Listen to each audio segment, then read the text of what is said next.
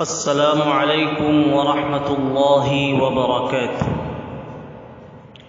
الحمد للہ رب العالمین والصلاة والسلام على سید الانبیاء والمرسلین وعلى آلہ وصحبہ اجمعین، اما بعد۔ محترم سامعین،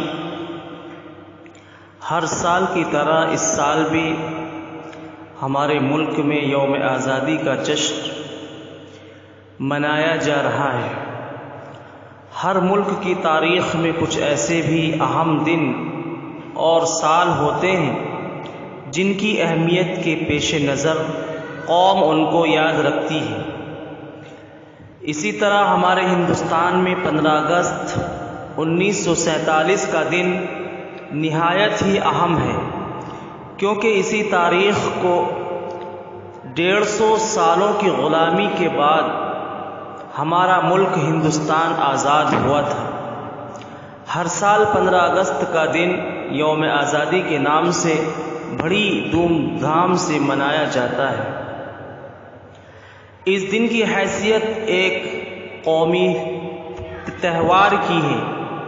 آزادی کے سب سے بڑے رہنما مہاتما گاندھی اور ان کے ساتھیوں نے، جیسے پنڈت جواہر لال نہرو، مولانا ابوالکلام آزاد اور سردار پٹیل وغیرہ نے بغیر لڑائی جھگڑے کے ذریعے آزادی حاصل کرنے کا عزم کیا، اور اسی طرح ہمارے علماء اکابرین نے اس میں بڑھ چڑھ کر حصہ لیا اور اپنی جانوں کا نذرانہ پیش کیا۔ حالانکہ انگریزوں نے آزادی کے علمبرداروں پر جلیانوالہ باغ جیسے بڑے بڑے مظالم ڈھائے اور انہیں برسوں تک جیل میں بند رکھا، مگر انہوں نے ہمت نہ ہاری۔ لاکھوں مجاہدین آزادی کے سامنے انگریزوں کو گھٹنے ٹیکنے پڑے اور انہیں 1947 کو ہندوستان چھوڑ کر اپنے ملک واپس جانا پڑا۔ یہ آزادی ہم ہندوستانیوں کو اتنی آسانی سے حاصل نہیں ہوئی۔ آزادی کی پہلی جنگ 1857 کے غدر کی صورت میں ہوئی، جس میں ناکامی ہونے کی وجہ سے ہندوستانیوں کو انگریزوں نے پھانسی پر لٹکا دیا اور لاتعداد لوگوں کی جائیدادیں ضبط کر لیں۔ ہمیں شہیدان وطن کو بھی نہیں بھولنا چاہیے۔ انہی کی قربانیوں سے آج ہندوستان ایک آزاد ملک ہے۔ ہتھیلیوں پر سر لے کر لڑنے والے یہی بہادر تھے جن کے لیے شاعر نے کہا ہے، مٹ گئے پر نہ مٹنے دی وطن کی آبرو، ان شہیدان وطن کو میرا بارہا سلام۔ دوستو، آزادی بڑی نعمت ہے۔ آزادی کا ایک لمحہ غلامی کی 1000 سالہ کی زندگی سے کئی گنا بہتر ہے۔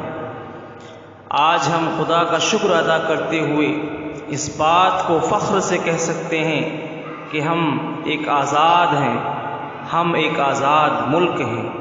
ہمیں اس آزادی کو قائم رکھنے کے لیے آپس میں مل جل کر رہنا چاہیے اور آپس میں اتفاق و اتحاد اور اخوت و بھائی چارگی کے ساتھ کام کرنا چاہیے، اور ایسے کام ہمیں انجام دینے چاہیے جس سے ہمارا ملک روشن ہو، ہمارے ملک کا نام روشن ہو۔ ہم آپس کی نفرت، پھوٹ اور عداوت و دشمنی سے اس قیمتی آزادی کو پھر سے کھو سکتے ہیں۔ اس لیے آئیے آج عہد کریں کہ ہم اس آزادی کو ہر قیمت پر باقی رکھیں گے۔ اتنا کہہ کر میں اپنی بات کو ختم کرتا ہوں۔ السلام علیکم ورحمۃ اللہ وبرکاتہ۔ ہندوستان زندہ باد، ہندوستان زندہ باد۔